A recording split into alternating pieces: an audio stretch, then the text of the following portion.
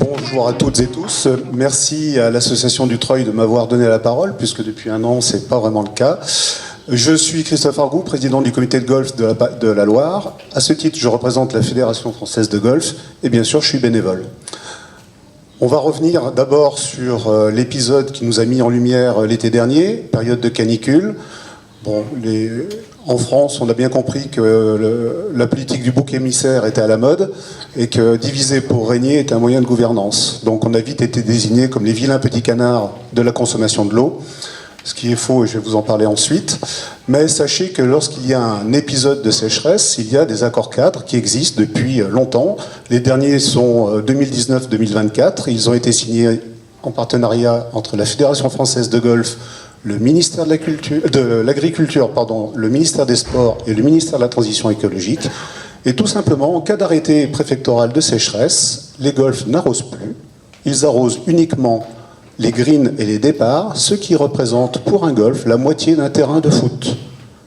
Donc en période de sécheresse, nous n'arrosons que la moitié d'un terrain de foot. Il y a 740 terrains de golf en France. Donc en gros, l'été dernier, on a arrosé l'équivalent de 400 terrains de foot.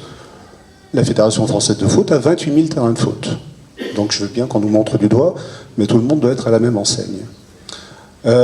Les prochains accords cadres vont démarrer en 2024 et vont entraîner justement avec nous et le golf et le football et le rugby.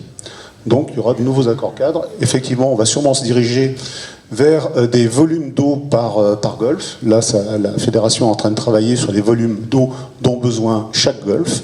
Et puis voilà, aujourd'hui, les accords cadres prévoient des niveaux d'alerte, niveau 2, niveau 3, un peu comme tout le monde. Et bien sûr, en fonction des niveaux d'alerte décrétés par le préfet, l'arrosage est parfaitement limité dans le temps et en volume par journée. Donc ça, c'est ce qui s'est passé l'été dernier. La fédération, depuis 2005, s'est déjà penchée sur la transition écologique. À aujourd'hui, 70% des golfs n'utilisent plus de produits phytosanitaires. En 2025, 100% des golfs n'utiliseront plus de produits phytosanitaires. C'est la loi LAB2. Et nous serons obligés de la respecter. C'est déjà parti. Ensuite, il y a un travail qui est fait par la fédération et par les golfs pour améliorer l'état de leur terrain. Bien sûr, depuis longtemps, on est conscient que si nous ne maîtrisons pas l'eau, nous disparaîtrons. On n'a pas le choix.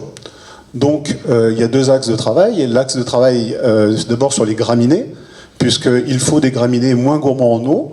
Et déjà, depuis 2015, les golfs ont dépensé à peu près 25 millions d'euros sur des recherches et de l'ensemencement de graminées moins gourmands en eau. L'autre axe de travail, bien sûr, c'est l'eau. Alors, comme pour l'agriculture, le golf est maintenant complètement dirigé vers l'arrosage en goutte à goutte, qui permet de réduire l'arrosage d'un golf de 90%. C'est-à-dire que tous les nouveaux ouvrages de golf qui pourraient voir le jour, à aujourd'hui, passeront systématiquement sur ce genre d'irrigation. L'irrigation à l'ancienne, on arrosait par le haut, c'était complètement terminé. Mais le temps que les golfs, parce que ce sont aussi des investissements, le temps que les golfs se mettent à la page et fassent la transition sur ce genre d'arrosage, il va se passer quand même un peu de temps. Concernant l'autre axe, alors les axes d'arrosage, bien sûr, comme pour l'agriculture, nous n'avons pas l'autorisation de récupérer les eaux de pluie dans des bassines ou dans des stocks, de faire du stockage d'eau de pluie d'hiver. La législation est comme ça, malheureusement. Alors certains golfs ont le droit, d'autres pas. Et je vais vous faire après un panel des golfs de la Loire pour vous dire exactement là où ils en sont. L'autre axe de travail actuellement, outre les eaux de pluie, c'est les eaux des stations usées. Alors les stations usées, 25% des golfs en Espagne, par exemple, sont arrosés avec des stations, enfin avec de l'eau des stations usées, des stations d'épuration. En France, moins de 1%. Mais il faut dire qu'il y a une contrainte majeure, c'est le ministère de la Santé. Parce que l'eau des stations d'épuration est chargée en matière organique, donc un risque sanitaire, Donc un dossier administratif à monter qui est insupportable. Donc ça, c'est un axe de travail, sachant que la fédération a répertorié à peu près une centaine de golfs qui pourraient bénéficier de ce genre d'arrosage. Alors ça pose un problème avec la législation française, mais apparemment la législation française n'a pas de problème pour vous vendre des avocats espagnols qui ont été arrosés de la même manière en Espagne, et que vous trouvez sur vos marchés. Donc là aussi, il faudrait que ça évolue, mais le législateur doit passer par là obligatoirement.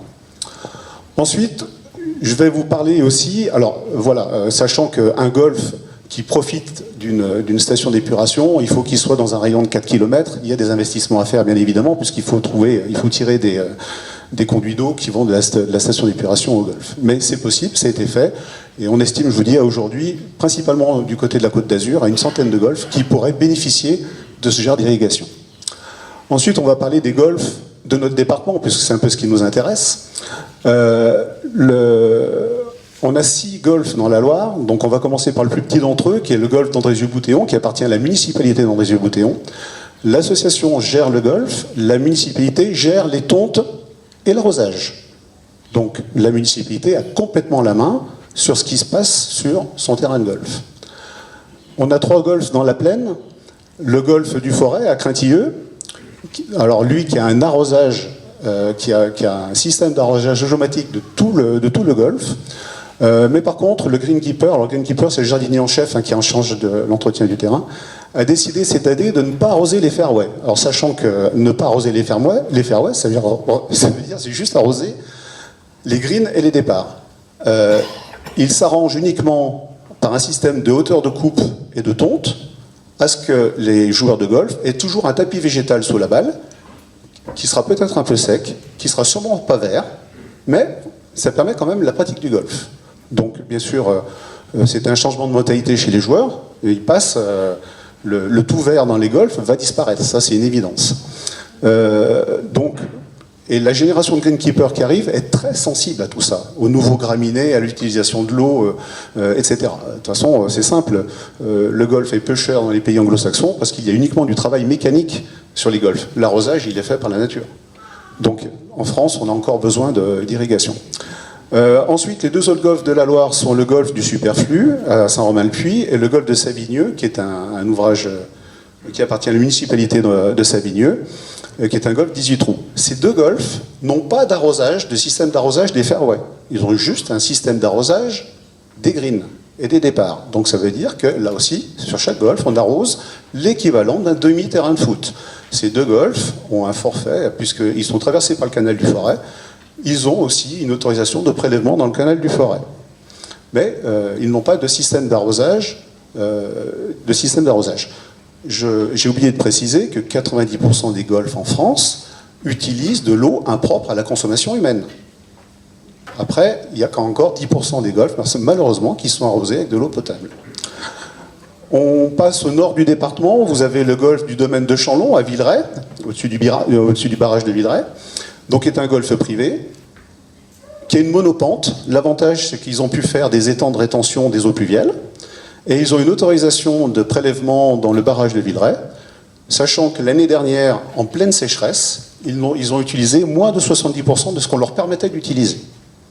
Donc là aussi, ils avaient fait du stockage d'eau, ils ont arrosé de manière cohérente, et ils n'ont pas utilisé la totalité de ce que la législation leur permettait. Ensuite, on arrive au golfe de Saint-Étienne, et le golfe de Saint-Étienne, là c'est le grand paradoxe, arrosé avec de l'eau potable, d'accord, ce qui plombe financièrement tout l'exercice financier du golf, parce que ça coûte à peu près 100 000 € d'eau par an en arrosage complet, ce qui est une aberration. Le golfe de Saint-Étienne, entre le point haut et le point bas, c'est 110 mètres de dénivelé, donc il y a de la pente, donc il y a les moyens de faire des bassins de récupération des eaux de pluie qui permettraient l'arrosage. À aujourd'hui, ce n'est pas autorisé. Un dossier technique a été posé à la métropole de Saint-Étienne et à la mairie de Saint-Étienne pour justement améliorer tout ça. Mais voilà, un des paradoxes de notre département, c'est ce golfe-là. Mais ce golfe-là est en train d'étudier le moyen d'avoir, c'est bon, j'ai presque terminé, d'avoir justement, de pouvoir utiliser des eaux de récupération de pluie. Voilà. Je reviens sur l'image du golf. Le golf, c'est le sport personnel, enfin individuel le plus populaire au monde. Ça fait rire tout le monde. Donc aux États-Unis, au Canada, 1 habitant sur 10 est licencié en golf. En Suède, 1 sur 12. Au Japon, 1 sur 7.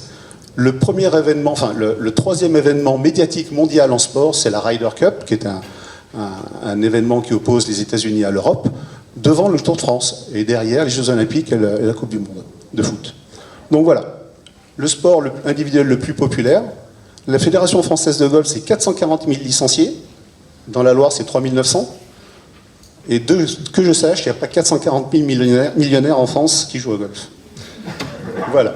Je vous remercie de votre attention. En tout cas, je vous remercie de m'avoir invité. Et je reste à votre disposition pour échanger, bien évidemment. Merci.